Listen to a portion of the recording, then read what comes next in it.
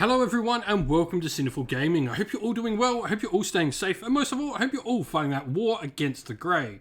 Today's video we're going to start collecting Warhammer Age of Sigmar, and today we're taking a look at the Legion of the Grief Battleforce box set for the Nighthaunt that's coming out for this Christmas season. Now, in this video we're going to talk about all the units that are coming in the box set before taking a look at some other units we can use to expand upon this initial box set purchase. We'll finally finish off the video with a little sample 1500 point army list for you to use as some inspiration for starting your own Legion of Grief Nighthaunt army in Warhammer Age of Sigmar. And so, to start off with, we first of all have Lady Alinda, one of the named characters and actually the figurehead of the Nighthaunt army, the Mortarch of Grief, one of Nagash's personal chosen champions. She got 7 wounds and a 4-up save, and like all Nighthaunt, she has the ethereal rule, so you can't give positive or negative modifiers to her save. Now, she has Spectral Claws in combat for 6 attacks at 4s and 4s, round 1, damage 1, and the Staff of Midnight there as well for some more damage 2 attacks. But really, her big thing for the army is going to be her support abilities. First of all, she's got a Ward Save of 4+, helping protect her, but then she's got the Mortarch of Grief ability where you roll a dice each time an enemy unit issues a command within 12 inch. On a 5+, the command is not received, and the command point that was spent to issue the command is lost. You've got the No Rest for the Wicked, where once per battle at the start of the hero phase, if this unit's on the battlefield, you can return a D6 slain models to each friendly Nighthaunt summonable unit on the table. And then she's got her own core ability, which is a nice offensive one called Lifting the Veil. At the start of your shooting phase, you pick an enemy unit within 12 inch and roll a dice. On a 2+, the unit suffers a number of mortal wounds equal to the roll. Add 1 to the number of mortal wounds that the target that suffers this is terrified. If an enemy model is slain by this, you can heal up to D3 wounds allocated to Lady Alinda as well. Now, Grief Stricken is her spell. You successfully cast it and pick a unit within 18 inch on a 7+. If successful, you pick an enemy unit within range and all of that. Subtract 1 from hit rolls made by the unit and add 1 to hit rolls for attacks with melee weapons by friendly Nighthaunt that target said unit. Now, alongside Lady Alinda, we have 3 different types of units available to us. The first is a pure battle line option in 10 Gringast Reapers. 4+ save and a single wound. Their slasher scythes have 2 attacks, 4s, 3s, rend 1 and damage 1 with a 2-inch reach. They also get to add 1 to their attacks if they're targeting a unit with 5 or more models. We then have Dread Scythe Harridans. These are going to have a 4+ save once again and 1 wound with 4 attacks at 4s and 4s, no rend, damage 1. The Murderous Bloodlust allows you to add 1 to hit and wound rolls made with melee weapons by this unit if they're within 6 inch of an enemy model that has any wounds allocated to them, or if it is within 6 inch of any enemy unit that has had models slain in it. You also subtract 1 from wound rolls made by enemy units within 3 inches of the unit if they've made a charge in the same turn. Lastly, the third one we have is a Bladegeist Revenants. Now, once again, 4-up save, 1 wound per model. They have 2 attacks with their Great Tomb Blade for 3s, or rend 1, damage 1. They've got their Whirling Death where they add 1 to their attacks if they made a charge move in the same phase. The last model we have is a Behemoth option for the Nighthaunt in the Black Coach.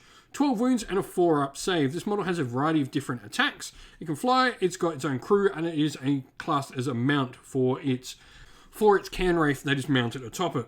The Nimbus of Power, instead of picking this unit to make a normal move or retreat, you can say it will travel the underworlds and effectively can teleport around the battlefield.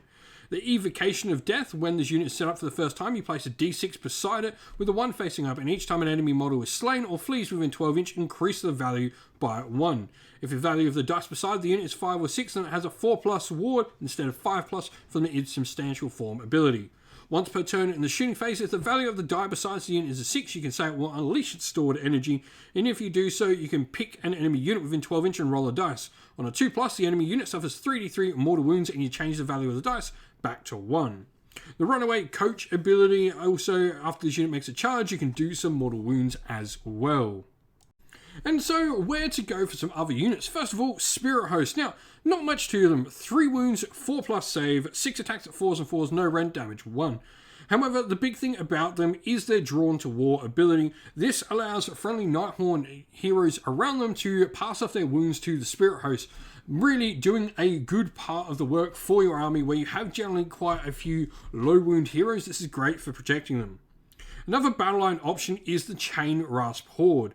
5+ save, 1 wound each, 2 attacks at 4s and 4s, no rend damage 1. They do add +1 to wound when they charge. These are generally one of your cheapest options to get a ton of bodies on the table for your Nighthaunt. Now, another hero option to consider bringing in is the Cruel Ghast Cruciator. For me, he's really solid. 6 wounds, 4 up save. His big thing, though, is his empowered through excruciation rule, where if this unit is within 12 inches of any terrified unit, subtract 1 from the damage inflicted by each successful attack that targets a friendly Nighthaunt unit wholly within 12 inches of this model.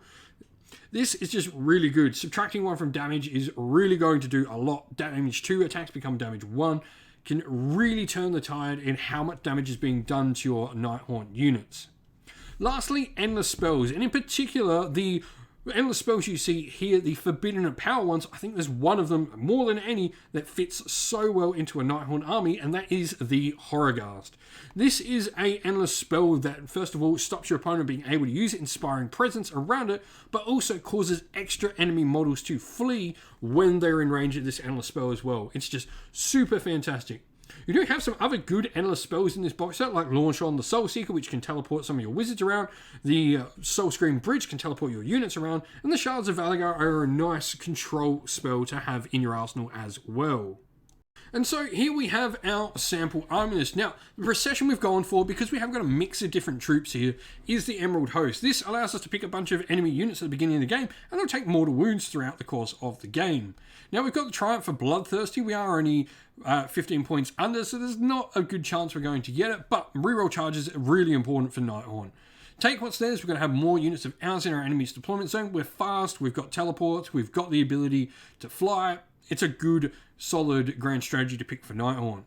Now, our Cruel Ghast Cruciator is going to be our general. He's got Cloaked in Shadow, meaning only one time can he be targeted in the shooting phase by one unit. And then the artifact Light Shadow of the Harvest Moon is a once per game use artifact that allows you to boost up the attack power of your Nighthaunt units around him. Lady Alinda, the Mortarch of Grief, is going to take the spell Shade Mist, which is really cool, -1 to wound. And not only that, but she is a War Master, so she is going to also count as a general for the army as well. So 2 models with 18-inch command ranges. For Battle Line, we've got the 10 Grimghast Reapers and 3 Spirit Hosts in there, 10 Bladegeist Revenants, 10 Dreadsight Harridans in our other unit slot, and the Black Coast round out the units. Meanwhile, we've chosen to take the endless spell, the Horrorghast, in the army as well, because, like I said, this just suits so much of what we're doing with the negatives to bravery, the ability to turn off Inspiring Presence, and turn off even other commands as well. 1485 out of 1500, 15 points spare, you know, it's not guaranteed we're getting that Bloodthirsty. It's in that sort of weird spot. 20 is normally where you start to get most of your triumphs happening, but at 15, there's a good chance, you know, you're probably going to be 50-50 on getting it or not getting it. 64 wounds is pretty light in all honesty, but we do have a decent save, and we've got the ability to bring models back as well. 1 drop, because everything is wrapped up inside the battle regiment for this army. If you've got some ideas on how to use this box set for your Nighthaunt, let us know down in the comments below. And so that's the end of the video. We hope you all enjoyed it. If you did, please don't forget to leave a like and subscribe to the channel. And while you're at it, why don't you drop a comment down below letting us know what you enjoyed about the video. If you'd like to come chat more with me and other members of our little community here at Sinful Gaming, you can do so by joining our Discord server, which is linked down in the video's description. Also linked down in the video's description are the best ways to help support the channel, which is our Patreon and YouTube members. As Patreon and YouTube members, you'll get to help decide what content the channel focuses on when we're not focusing on new releases, and you'll also get your name shouted out at the end of the video.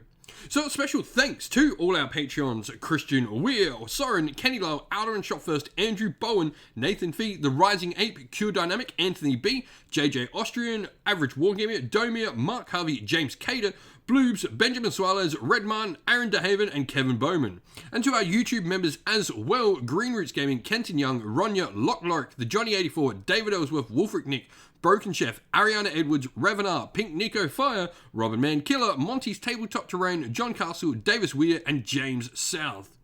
Lastly, if you'd also like to help support the channel in another way, you can do so by grabbing some channel merch off either our Teespring store or off our Ko-fi store, both of which, as well as the Patreon and YouTube members, are linked in the video's description. Once again, thank you all for watching. Stay safe, everyone. Stay well, and most of all, keep fighting that war against the Grey. Ciao for now.